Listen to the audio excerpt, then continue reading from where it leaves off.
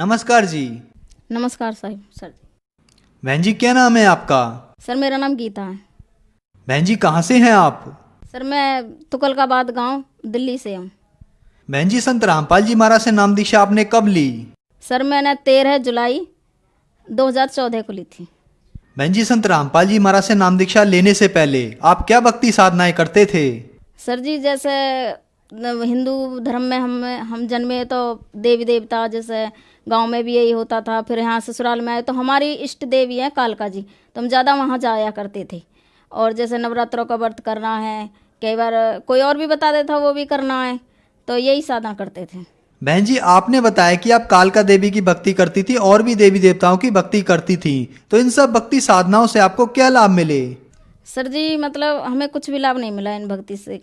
भक्ति करते करते भी इतने परेशान हुए। पहले मैं इतनी बीमार हो गई कि बहुत ज़्यादा। तो हमने शुरू में हमने सोचा कि वैसे ही परेशानी होगी। फिर हम डॉक्टर के दिखाते रहे, 1-1.5 साल तक हम डॉक्टर के दिखाते रहे। जब डॉक्टर के पास जाते थे तो नई बीमारी निकलती थी हर बार। तो मैं ठीक होती थी, फिर जाते थे 2 महीने 1-1.5 महीने बाद फिर कहते थे कि आपको डेंगू है या मलेरिया है। हर चीज़ मतलब अब एक इंसान की इतनी ज़्यादा बीमारी कैसे हो सकती है? बार बार नई बीमारी, एक की दवाई खाओ फिर दोबारा जाओ। तो उसके बाद हमें लगा कि शायद हमें मतलब प्रेत बाधा है। तो हम प्रेत बाधा फिर हम वैसे ये तांत्रिक होते इनके पास जाने लगे। बहुत सारी जगह गई, जैसे जहाँ भी कोई बता देता। एक यूपी में एक लोनी है, लोनी बॉर्डर, वहाँ गए थे। एक मेवात में वहाँ गए थे, तो कोई 2000 लेता, कोई 1000 लेता, कोई कहता ये उपाय करो, कोई कहता ये उपाय करो। इनके करते करते भी हम जब तक गए उनके पास, कम से कम हम 20 लोगों के पास गए। और जब तक गए, जब उन्होंने ये बोल दिया ना कि अब मत आना, अब आप ठीक हो, तो 2-4 महीना आराम होता था। फिर अब ऐसा ही, फिर कोई नया पकड़ते थे, किसी से पूछते भाई क्या परेशानी है।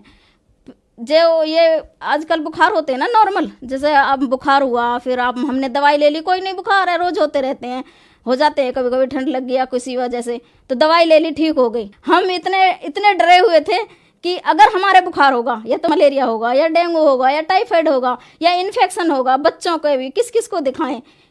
ये जो मेरे पति थे वो इलेक्ट्रिशियन का, वो उसका काम करते हैं, मैकेनिक का, वो कंपनी में लगे हुए थे। मैंने दुकान खोली थी, मैं टेलर का काम करती हूँ। इतने अच्छे से हम पैसा कमाते कमाते भी पूरा घर का खर्चा मैं उठाती थी। और जो मेरे पति थे उनकी पूरी तनख्वाह बीमारियों में लगाती थी। ना तो बच्चे के लिए भी कुछ होता था। घर है वो इतना बुरा था हमारा, इतनी आर्थिक स्थिति इतनी खराब हो गई कि 100 रुपये कहते हैं ना, 100 रुपये, जब बच्चे कुछ कहते थे ना कि मम्मी 100 रुपये के लिए हमें मिठाई खानी है, तो उसके लिए भी हम सोचते हैं ना बेटा अगले महीने 100 रुपये क्या चीज़ होती है। हमने जाना वो 100 रुपये कैसे आए ने, इस पूजा से हमें क्या लाभ मिला, ये लाभ मिला, हमें 1-1 रुपये के लिए तरस गए। बच्चे, मैं इतनी बीमार हो गई, लड़के मेरे छोटे छोटे, अब तो मालिक की दया से बड़े हो गए, 5 साल पहले की बात है। तो परमात्मा से जुड़ने से पहले की बात है, छोटे छोटे बच्चे थे। एक दिन एक छुट्टी करता, एक दिन एक छुट्टी करता, तब मेरी देखभाल होती। इतनी बीमार, उठने के लिए परेशान हो गई। एक दिन मेरा लड़का स्कूल चला गया और मैं भूखी पूरे दिन, कोई रिश्तेदार कोई किसी का नहीं होता। हमने जो दुख देखे है ना, आज हमें पता है मालिक ने हमें क्या दिया। रिश्तेदार कोई पूछने नहीं आता। मेरा बेटा 1 बजे आया, उसने मुझे पानी दिया, रोटी दिया, और इससे ज्यादा दुख क्या होंगे। हम दोनों पति पत्नी घर में रोते थे और बाहर हंसते थे कि अगर उन्होंने बोला कि अगर तेरे को कुछ हो जाएगा तो क्या होगा, हमारा बच्चों का क्या होगा। ना ही घर है ना ही कुछ है। इतनी आर्थिक स्थिति इतनी खराब हो गई, कहीं भी जाते कहते थे 1000 दे दो, 2000 दे दो। इतनी ज्यादा परेशानी आ गई हर चीज के लिए। नहीं बेटा ये नहीं है, खाने के लिए तरस गए, किसी से क्या कहें, इतनी ज्यादा परेशानी हो गई हमें। बहन जी आपने बताया कि आप कालका देवी की भक्ति करती थी, उस भक्ति से आपको कोई लाभ नहीं मिला, बल्कि आप पर भूत प्रेतों की समस्या हो गई। आप बहुत ज़्यादा बीमार रहने लगी, आपकी आर्थिक स्थिति बहुत ज़्यादा खराब हो गई। तो फिर संत रामपाल जी महाराज की जानकारी आपको कहाँ से मिली? जी ये जो मेरे पति हैं वो मैकेनिक काम करते हैं, तो उन्होंने यहाँ एक दुकान खोली थी संगम विहार में। तो वहाँ ऐसे ही, मैं बीमार तो रहती थी, ऐसे ही बैठे थे, एक वहाँ भाई मिला, उन्होंने बोला कि मतलब क्या हुआ। इन्होंने कहा नहीं कुछ नहीं है, कि नहीं बताओ तो क्या हुआ। कह रहे मेरी पत्नी इतनी बीमार है कि मुझे लगता नहीं है कि वो बचेगी, और मैं मतलब मेरे पास पैसे भी नहीं है इलाज करवाने के लिए। तो उन्होंने बोला कि एक संगम विहार में एक भगत हैं देवी जी के, दुर्गा जी के, तो वहाँ जाओ आप, तो मैं गारंटी लेता हूँ वो ठीक कर देंगे। तो हम गए वहाँ सारे। तो उन्होंने बोला कि भाई मैंने ये काम छोड़ दिए हैं। तो हम रोने लगे, हम कहने लगे अगर आपने ये काम छोड़ दिया, मुश्किल से हमें उम्मीद दी कि हमें कुछ दिन तो ठीक रहे, तो अब हम कहाँ जाएं। तो उन्होंने बोला कि मैं संत रामपाल जी महाराज के पास जा चुका हूँ 2 महीने पहले, और आप वहीं चलो। तो भैया सर जी इतने परेशान थे ना, हमें ज्ञान की या सवाल जवाब की कोई ज़रूरत नहीं पड़ी हमें, क्योंकि हमें ऐसा लगता था कि बस कुछ भी हो जाए, बस हम ठीक होने चाहिए, क्योंकि हालत इतनी ज़्यादा ख़राब थी ना। दिन रात खाट में पड़े रहना, लोग पड़ोसी नहीं पूछते थे, रिश्तेदार नहीं पूछते थे, तो एक अकेला इंसान कब तक सहेगा। तो हमने कहा कि ठीक है, हम आपके पास हम आपके साथ चलेंगे। तो हमने उनके साथ जाकर 2014 13 जुलाई को संत रामपाल जी महाराज से नाम दीक्षा ली। बहन जी, संत रामपाल जी महाराज से नाम दीक्षा लेने के बाद क्या आपको कोई लाभ भी प्राप्त हुए? हाँ सर जी, संत रामपाल जी महाराज के से नाम दीक्षा लेने के बाद हमें बहुत सारे लाभ हुए। जैसे पहली प्रेत बाधा थी, ये दूर हुई, धीरे धीरे लगा उसमें टाइम। जैसे हम वहाँ से बरवाला से नाम लेके आए तो मुझे दोबारा से दिक्कत होने लगी, मैं बीमार हुई 2-3 दिन बाद। तो अब हमें इतनी जानकारी नहीं थी, तो हमने वो किशन भगत जी एक बदरपुर के, तो उनसे पूछा कि भाई हमको इतनी परेशानी हो रही है। तो उन्होंने बोला गुरु जी से प्रार्थना करो आप। तो हमने गुरु जी से प्रार्थना करी। तो गुरु जी, जब मैंने फ़ोन करा तो गुरु जी भगत गुरु जी के पास खड़े थे। तो तुरंत उन्होंने मुझे जवाब दे दिया कि मतलब आप भक्ति करो, परमात्मा दया करेंगे। सर जी उस दिन का दिन है, आज का दिन है, दिन पे दिन मैं ठीक होती चली गई। और जो वो प्रेत बाधा थी ना, रो के गई, कहती थी कि आप मतलब आपके गुरुजी मुझे मारते हैं। और जबकि मैं उल्टी पड़ी रहती थी गुरुजी से नाम लेने के बाद में, वो कहती थी कि मुझे मारते हैं गुरुजी, लेकिन मुझे दर्द नहीं होता था।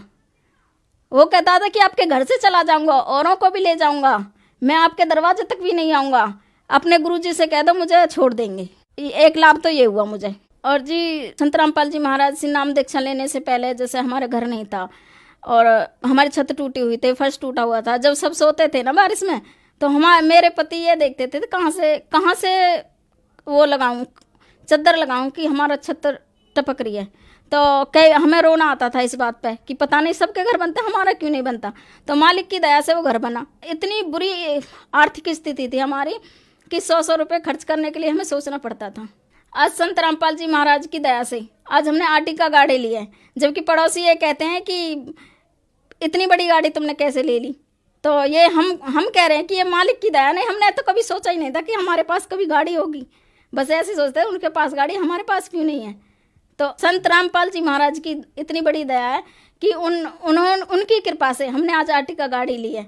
और रिश्तेदार भी कहते हैं, इस चीज़ को मानते भी हैं कि जब से ये संत रामपाल जी महाराज की शरण में जुड़े हैं, जितने भी हमारे रिश्तेदार हैं, मायके वाले या ससुराल वाले, कि इनके मतलब इतनी तरक्की कर ली ना इनने कि सोच नहीं सकते। पहले हम सबसे नीचे थे अपने घर में स्थिति में, और आज मालिक की दया से सबसे ऊपर हैं। तो ये किसकी दया है? संत रामपाल जी महाराज की दया से हुआ सब कुछ। और जैसे मेरे पहले जब हम कभी सोचते थे तो 15 साल हो गए थे लड़के हमारी शादी को हुए 1 बेटी है, 2 बेटा हैं। तो मुझे ये टेंशन होती थी कि मतलब क्या ज़िंदगी है ये।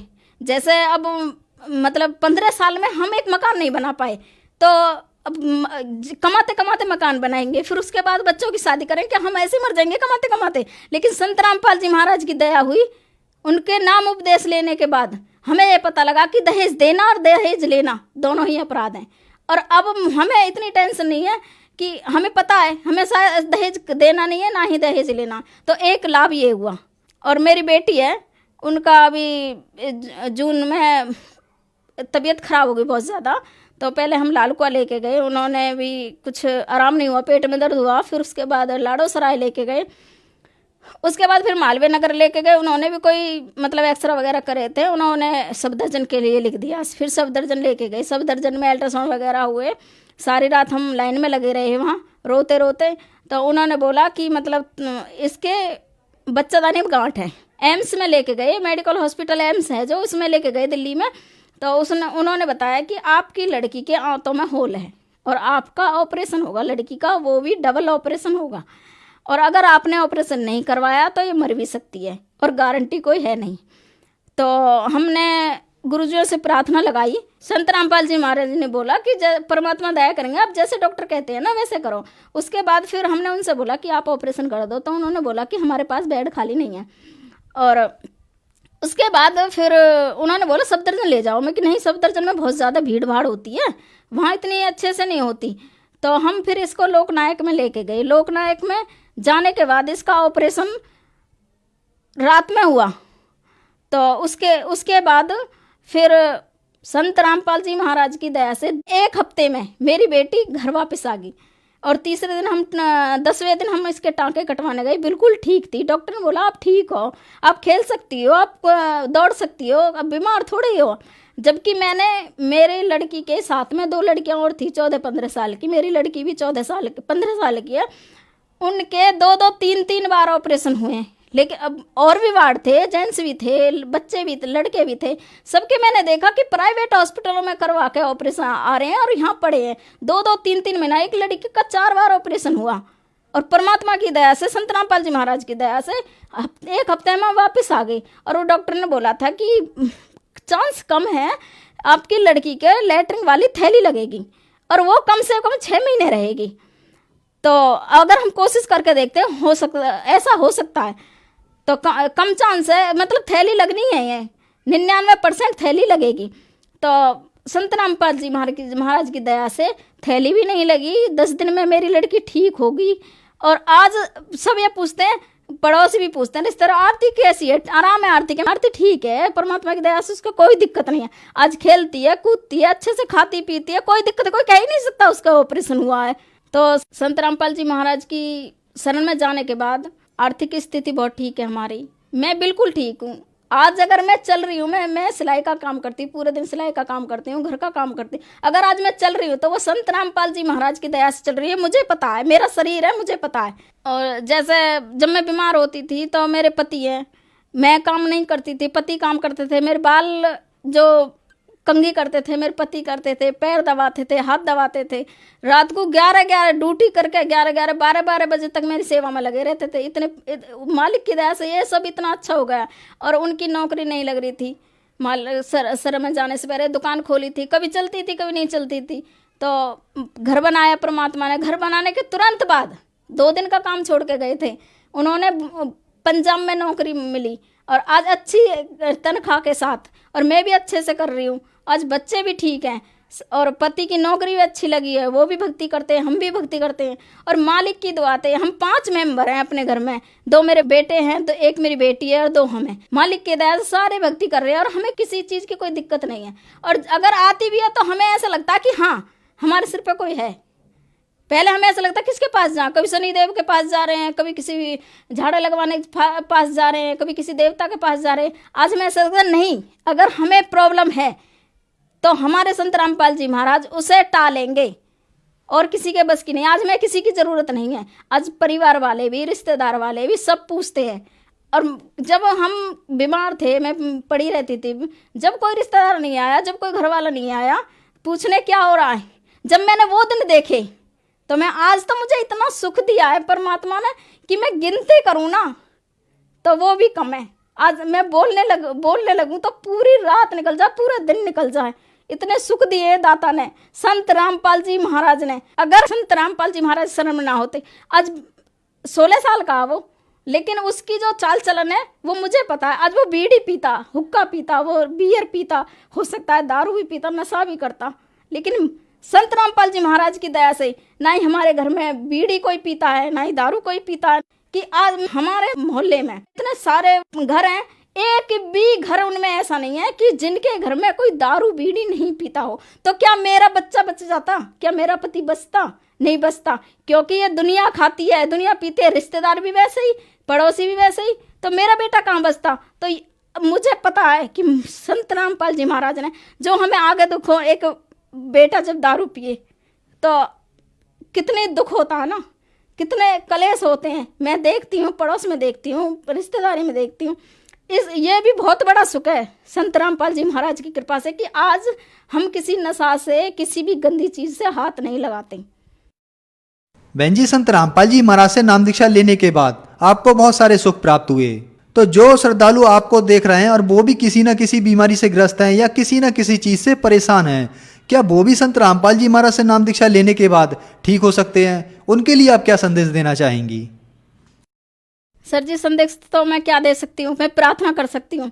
संदेश तो परमात्मा देते हैं, संत रामपाल जी महाराज। मैं प्रार्थना कर सकती हूँ भगत समाज से कि सुख अगर चाहिए ना तो संत रामपाल जी महाराज के अलावा पूरी पृथ्वी पे आपको कोई भी सुख नहीं दे सकता।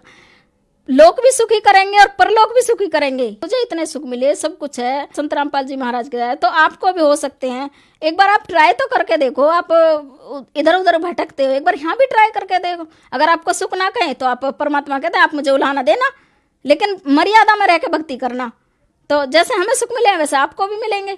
बहन जी, संत रामपाल जी महाराज से नाम दीक्षा कैसे ले सकते हैं? सर जी, बहुत सारे चैनलों पर संत रामपाल जी महाराज का सत्संग आता है, तो आप वो देखो और उसमें नीचे नंबर दिए जाते हैं। आप नंबर नोट करके और नंबर मिला के कहीं भी, मतलब आप अपना नामदान सेंटर खुले हुए हैं जगह जगह, तो आप कॉन्ट्रैक्टर के नामदान ले सकते हो। धन्यवाद बहन जी। सत साहिब जी।